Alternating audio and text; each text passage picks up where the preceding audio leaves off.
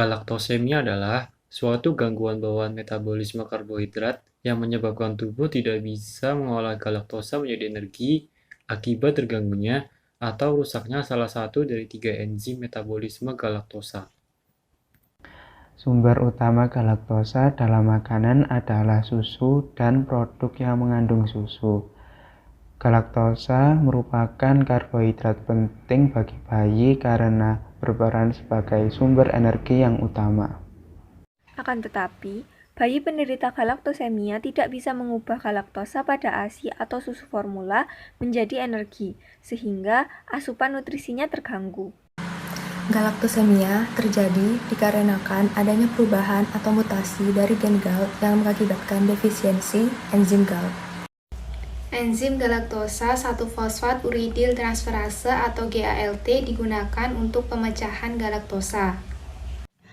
Defisiensi enzim ini menyebabkan akumulasi toksik yang terkait dengan galaktosa secara tidak normal di bagian organ tubuh sehingga menyebabkan munculnya tanda dan gejala galaktosemia.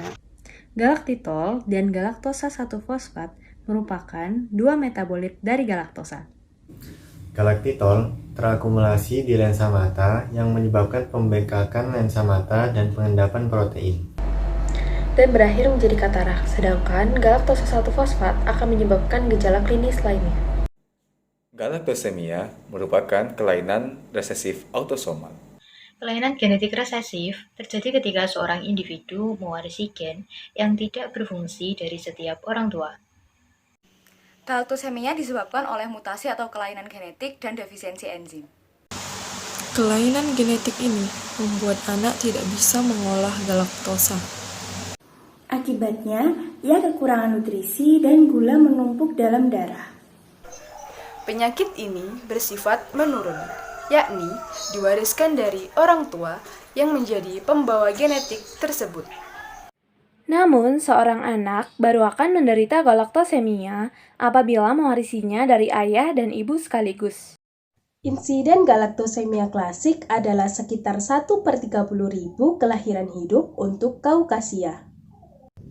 Pada populasi lain, tingkat kejadian berbeda. Prevalensi kejadian galaktosemia pada pria dan wanita memiliki perbandingan yang sama. Galaktosemia paling sering didiagnosis pada bayi baru lahir karena di beberapa negara dilakukan screening kepada semua bayi yang baru lahir. Selain dari tingkat kematian yang tinggi pada bayi baru lahir dengan sepsis yang disebabkan oleh E. coli. Harapan hidup belum pernah dipelajari pada pasien dengan galaktosemia. Pada awal kelahiran, bayi dengan penyakit galaktosemia ini biasanya belum menunjukkan tanda atau gejala. Gejala tersebut akan muncul beberapa hari setelah bayi mengonsumsi ASI atau susu formula yang mengandung laktosa. Tidak nafsu makan, kadar gula menurun, kejang, muntah, diare. Perkembangan fisik terhambat, hati bengkak, dan letargis. Pengobatan yang dapat dilakukan pada pasien penderita galaktosemia yaitu dengan tidak memberikan ASI kepada pengidap galaktosemia.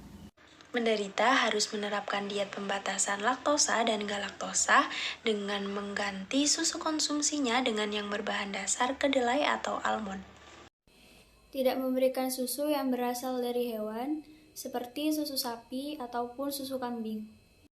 Memberikan suplemen kalsium dan vitamin. Pencegahan galaktosemia dapat dilakukan dengan konsultasi ke dokter sebelum merencanakan memiliki anak bila ada anggota keluarga yang menderita gangguan metabolik. Orang tua dianjurkan untuk rutin memeriksa kondisi bayi atau anaknya ke dokter anak untuk memantau pertumbuhan dan perkembangan anak. Serta mendeteksi sejak dini jika ada kelainan yang mungkin dialami oleh anak.